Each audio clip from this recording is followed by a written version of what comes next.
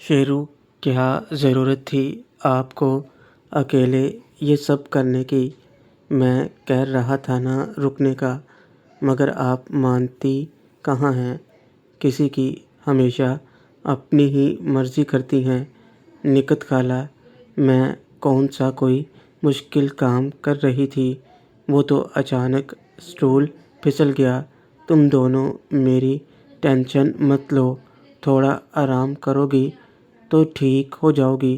شیرو، تھوڑا نہیں، اب آرام ہی کریں گی جب تک پوری طرح ٹھیک نہیں ہو جاتی۔ تبھی مہرین کھانا پلیٹ میں ڈال کر وہیں لے آئی۔ مہرین: بالکل، ابھی اب تم آرام کرو گی جب تک آپ ٹھیک نہیں ہو جاتی۔ چلو تھوڑا اٹھ کر بیٹھو، میں آپ کو کھانا کھلاتی ہوں۔ نکت خالہ: تم دونوں ایسے ہی ٹینشن لے رہے ہو، کچھ نہیں ہوا مجھے، ذرا سی موچ ہے، ڈاکٹر نے دوا دی ہے نا، اب ٹھیک ہو جاؤں گی۔ میں کھانا خود کھا لوں گی۔ مہرین: بالکل نہیں، آپ بیٹھو، میں کھلاتی ہوں۔ مہرین نے اپنے ہاتھ سے خالہ کو کھانا کھلایا۔ اس کے بعد ہم دونوں نے بھی کھانا کھایا، پھر میں نے خالہ کو لٹا دیا۔ مہرین کو میں نے آرام کرنے اس کے کمرے میں بھیج دیا اور خود خالہ کے پاس بیٹھ گیا۔ میں نے ڈاکٹر روحی کی دی ہوئی ٹیوب لی اور خالہ کے پاؤں کے پاس بیٹھ گیا۔ نکت خالہ: یہ کیا کر رہا ہے تو؟ شیرو: آپ کے پاؤں میں موچ ہے نا، تو وہاں مالش کر رہا ہوں، اس سے آپ جلدی ٹھیک ہو جائیں گی۔ نکت خالہ: نہیں، تو رہنے دے، مہرین کر دے گی۔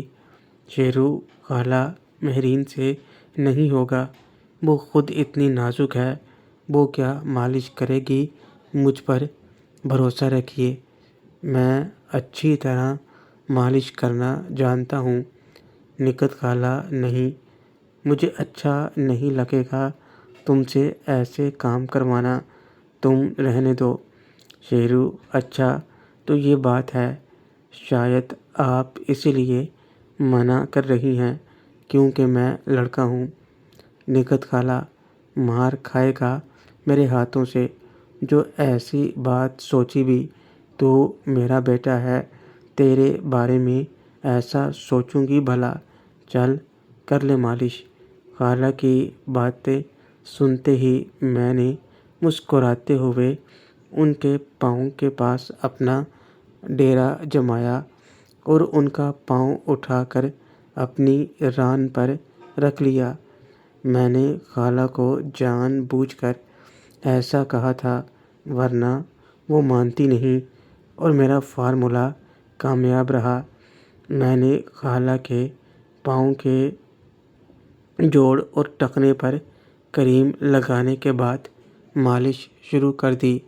خالہ نے کھلا پائجامہ پہنا ہوا تھا، ایک پاؤں میرے ہاتھ میں تھا اور دوسرا بیڈ پر۔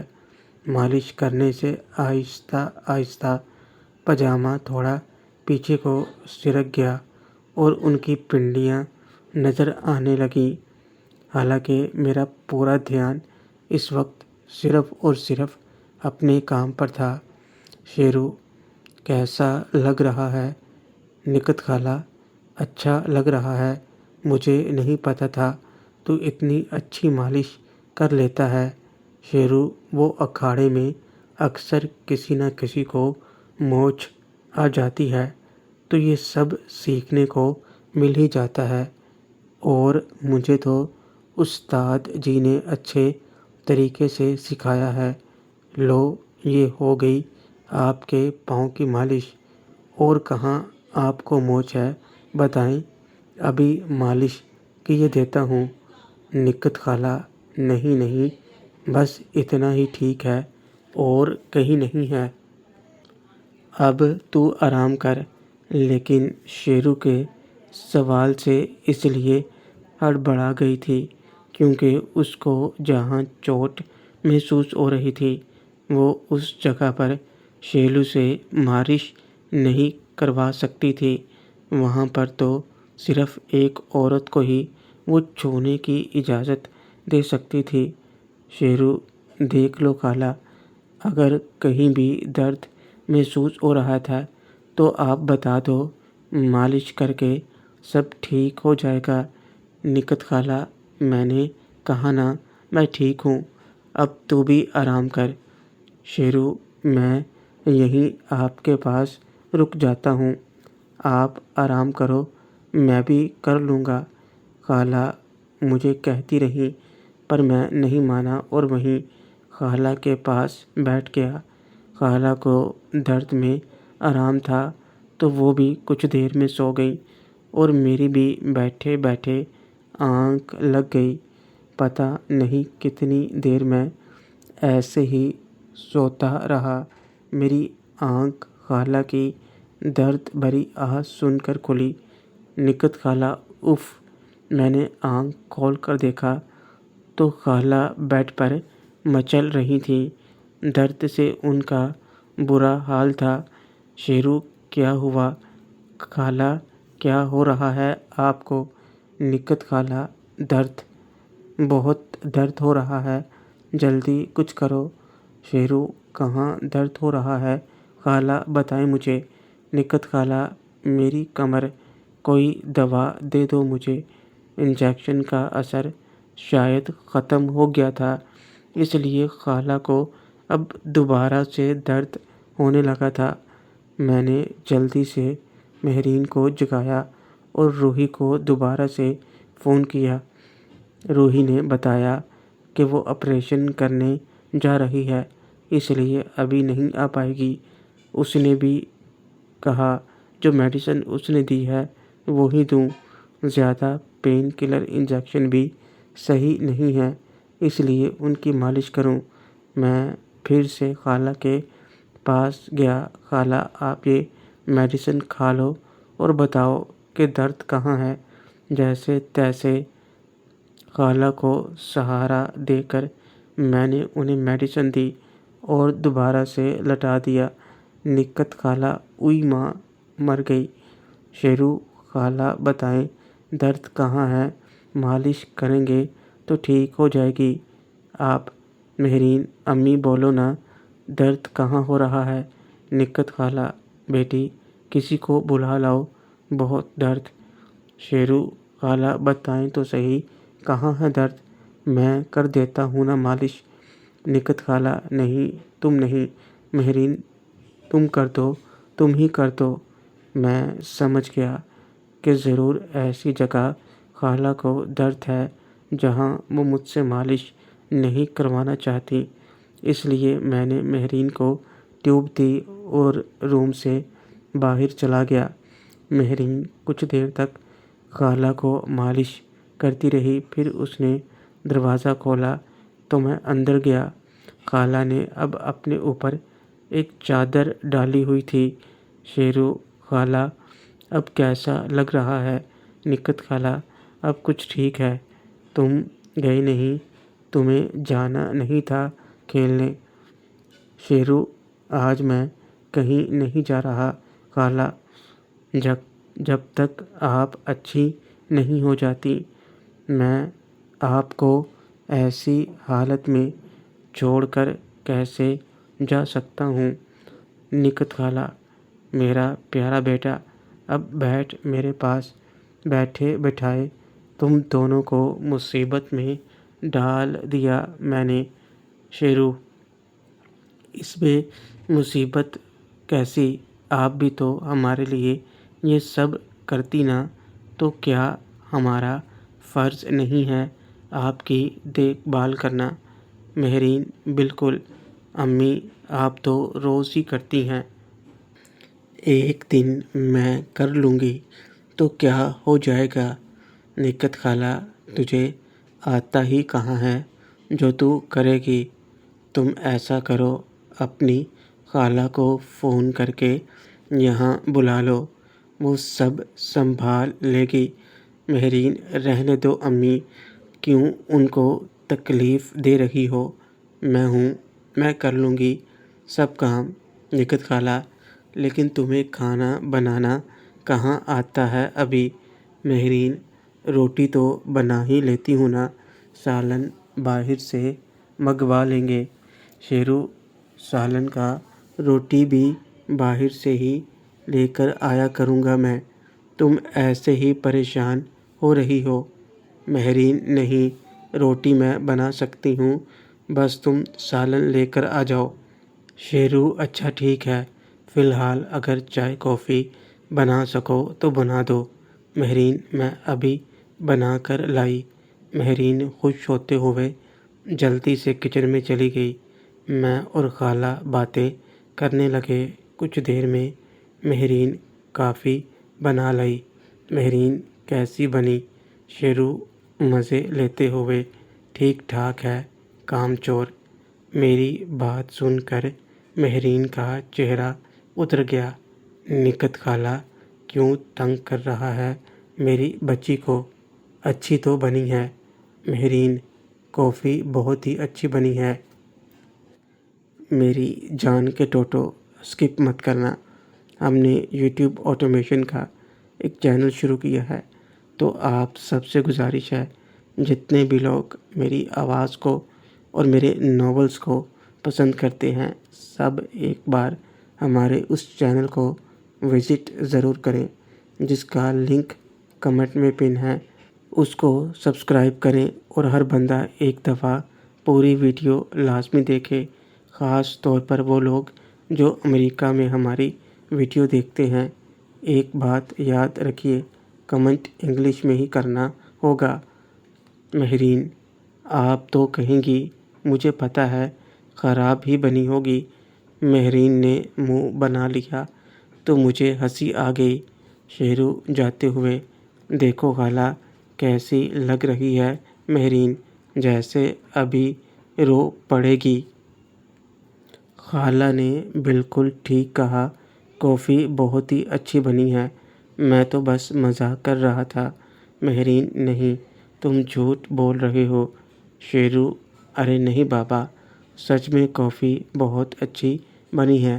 مہرین: تم تو مجھے الو بنا رہے تھے۔ شیرو: میں کہاں الو بنا رہا تھا، الو تو میل ہوتا ہے نا، اور تم تو فیمیل ہو۔ مہرین: اچھا ابھی بتاتی ہوں تمہیں۔ مہرین مجھے مارنے کے لیے آگے بڑھی تو میں اٹھ کر بھاگا۔ نکھت خالہ: ارے کیا کر رہے ہو تم دونوں؟ مت لڑو، لگ جائے گی۔ مہرین: میں چھوڑوں گی نہیں تمہیں، تم ہوگے الو گدھے۔ شیرو بھاگتے ہوئے: پہلے پکڑو تو صحیح۔ میں بھاگتے ہوئے کمرے سے نکل کر دوسرے کمرے میں چلا گیا۔ مہرین میرے پیچھے لگی ہوئی تھی، پر میں اس کے قابو میں نہیں آ رہا تھا۔ جب میں نے دیکھا تو وہ تھک گئی ہے تو میں خود ہی رک گیا۔ شیرو: تھک گئی؟ مہرین: نہیں، ابھی بتاتی ہوں۔ مہرین تھک چکی تھی، لیکن ہار ماننے کو تیار نہیں تھی۔ میں نے اسے اور تنگ کرنا ٹھیک نہیں سمجھا اور وہیں کھڑا رہا، مگر مہرین نہیں رکی اور بھاگتے ہوئے مجھ سے ٹکرا گئی۔ میں اس کے دھکے سے تھوڑا پیچھے ہوا تو میری ٹانگیں بیڈ سے لگیں اور میں پیچھے کی طرف بیڈ پر گر گیا اور مہرین میرے اوپر۔ میں بیڈ پر سیدھا لیٹ گیا اور مہرین میرے سینے پر۔ ہم دونوں کی سانسیں کچھ اکھڑی ہوئی تھیں، تو ہم ویسے ہی کچھ دیر پڑے رہے۔ جب ہماری سانسیں کچھ سنبھلیں تو مجھے اپنے اوپر مہرین کا احساس ہوا۔ وہ بہت ہی نازک اور کومل تھی اور ویسے بھی ہلکے پھلکے جسم کی مالکن تھی۔ مجھے اس کا ذرا بھی وزن محسوس نہیں ہو رہا تھا، پر اس کا نرم احساس مجھے ایک الگ ہی احساس دے رہا تھا۔ میں آنکھیں بند کیے لیٹا تھا۔ مجھے احساس ہوا میرے ہاتھ مہرین کی پیٹھ پر تھے۔ مہرین ابھی بھی خاموشی سے میرے اوپر پڑی تھی۔ اچانک سے میں ہوش میں آیا اور میں نے مہرین کو اوپر سے پلٹا دیا، کیونکہ مجھے اپنے دل میں ہلچل محسوس ہو رہی تھی۔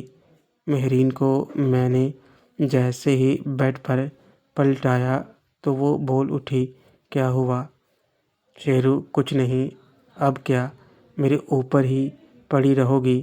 پتہ بھی ہے کتنی موٹی ہو گئی ہو تم، اور بھاری بھی۔